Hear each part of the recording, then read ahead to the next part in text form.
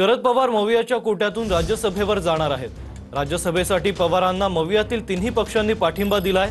सुप्रिया सुळेंनी काँग्रेस आणि ठाकरेंच्या सेनेचे आभार मानले। पवार अर्ज भरण्यासाठी आज स्वतः विधान भवनात जाण्याची शक्यता कमीच आहे।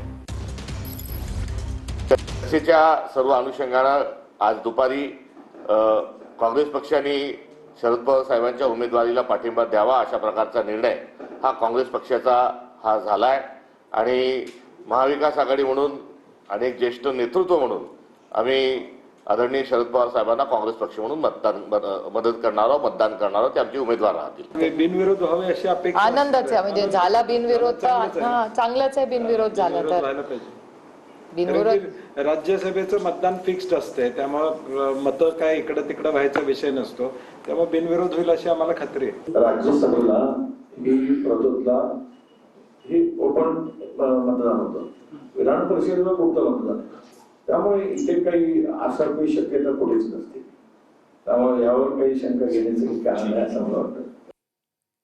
राज्यसभेसाठी मवियाकडून शरद पवारांच्या नावाची घोषणा झाल्यानंतर ठाकरेंच्या शिवसेनेच्या राज्यसभा खासदार प्रियंका चतुर्वेदी यांनी ट्विट केलंय।